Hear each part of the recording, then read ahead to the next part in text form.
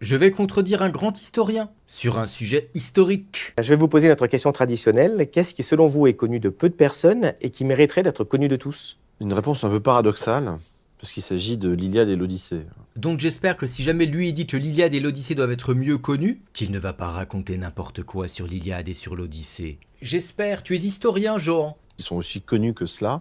Et ce qui me frappe en lisant l'Iliade d'un côté et l'Odyssée de l'autre, c'est qu'on a toujours valorisé l'Iliade par rapport à l'Odyssée.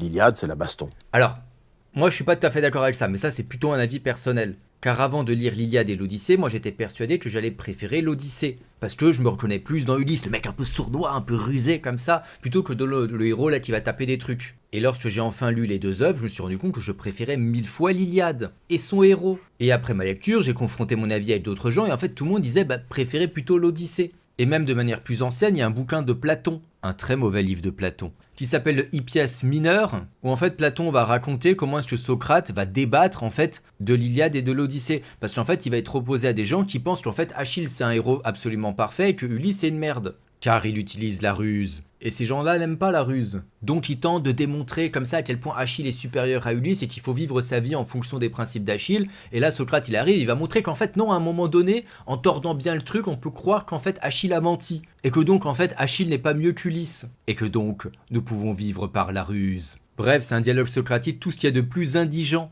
Mais en tout cas, on voit déjà en fait Platon qui prend un peu la défense de l'Odyssée. Mais continue, c'est pas là-dessus que j'ai envie de te reprendre. J'ai envie de te reprendre sur une erreur factuelle. C'est la guerre, c'est le combat, c'est Achille qui meurt en héros et en hurlant sous les murs de Troie, qui vit la mort glorieuse, qui le statufie au fond et qui fait de lui un héros éternel. C'est ça l'erreur. Est-ce que vous la voyez gros comme une maison? Donc notre historien qui dit oui voilà il faut mieux connaître l'Iliade, il nous raconte que dans l'Iliade Achille y meurt. Ça serait incroyable quand même que Achille ne meure pas dans l'Iliade. Ça serait incroyable, hein? Mais oui, Achille il meurt pas dans l'Iliade, bordel. Même moi qui l'ai lu il y a genre 18 ans. Voilà, ma lecture de l'Iliade est majeure, elle arrête de se faire draguer par des youtubeurs. Et je me souviens qu'en fait Achille ne meurt pas dans l'Iliade. En fait, dans l'Iliade, Achille il combat très peu. Pourquoi? Parce qu'Achille il fait la gueule. Oui, il fait la gueule, pourquoi? Parce que Agamemnon, en fait, lui a volé son esclave, Briséis. Achille il est pas content. Alors il arrête de combattre, il fait non, pas moi, je combattrai plus. On me l'avait promis comme butin de guerre et là maintenant tu me le reprends, je suis pas content. Voilà, Achille il boude. Et donc Achille arrête de se battre et c'est Patrocle, son amant, qui va reprendre ses armes pour aller se battre contre les Troyens. Et à un moment donné, il se fait buter par Hector.